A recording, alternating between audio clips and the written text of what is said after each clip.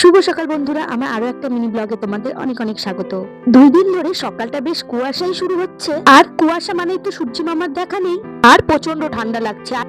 এখন না চারপাশে কেমন কুয়াশা, এখন ওই 8টা পার হয়েছে, পুরোটাই কুয়াশায় ভর্তি। এইদিকে আমার মেয়ে দোলনাতে বসে ব্রাশ করছে। হঠাৎ করে ঠান্ডাটা বেড়ে গিয়েছে 2 দিন ধরে, আর এই ঠান্ডায় কি খাওয়া যায় সেটা ভাবতে ভাবতেই মাথায় এলো যে ডিমের তরকারি করা যাক আজকে। তাই কয়েকটা ডিম বের করে নিলাম। ভাতে অনেকগুলো আলু সিদ্ধ দিয়েছি তরকারি করব বলে। ভাত তো উনুনে হয়ে গিয়েছে, তাই আলুগুলো বের করে নিতে এলাম। আগে আলু না সিদ্ধ করে অনেক কাঁচা আলুর ডিমের তরকারি খেয়েছি, কিন্তু এখন আমাকে সিদ্ধ করে আলুর ডিমের তরকারি খেতেই বেশ ভালো লাগে। আর এদিকে আমার মেয়ে ওর দোলনা পেয়ে খুব খুশি, ও দোলনায় দোল খাচ্ছে, আর আমি এদিকে রান্নার জোগাড় করছি।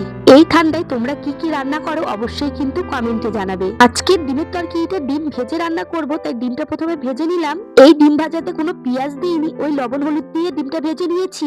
ডিম ভাজতে ভাজতে এইদিকে ডিম রেখে দিয়েছি, আর এইদিকে কড়াইয়ে ফোড়ন দিয়ে দিয়েছি। মনেই নেই যে আরেকটা ডিম ভাজতে হবে, পরে না হয় ওই ডিমটা ভেজে তরকারিতে দিয়ে দেবো। এদিকে মেয়েকে একটা ডিম ভাজা খেতে দিয়েছি। তোমরা আমার মতো রান্না করতে করতে এগুলো ছোটখাটো ভুল করে থাকো অবশ্যই কিন্তু কমেন্টে জানাবে। আমি তো প্রায় রান্নাতে কিছু না কিছু আমার ভুল হয়েই যায়, পরে সেগুলো আবার নিজের মতো করে শুধরে নিতে হয়। আজকে আবার বড় যা অনেকগুলো নারকেলের নাড়ু করেছিল, তারই মধ্যে কিছুটা আমাদের খেতে দিয়েছে। নারকেলের নাড়ুগুলো বেশ ভালো হয়েছিল, আর একটু নরম নরম হয়েছিল বলে আমার মেয়েও খুব সুন্দরভাবে খেতে পারছে। ওকে এই দোলনায় ঘুম পাড়িয়ে দিয়েছি। সত্যি কথা বলতে এই দোলনা ছাড়া ও ঘুমোতেই চায় না। ওর এত রকমের দোলনা আছে, ওগুলোতে ঘুমোবে না, ওই শাড়ির দোলনাটাতেই ও ঘুমোতে চায়, তাই ওকে ওই দোলনাটাতেই ঘুমোতে দিই। এইদিকে স্নান করে চলে এসেছি, এখন সিঁদুরটা নিয়ে চলে যাব দুপুরের খাওয়া দাওয়া করতে। এখন সারাটা দিনই তো কুয়াশায় ভর্তি, কখন কয়টা বেজে যাচ্ছে বোঝাই যাচ্ছে না। এখন ভাত খেতে খেতে প্রায় আমার 12টার কাছাকাছি বেজে গিয়েছে।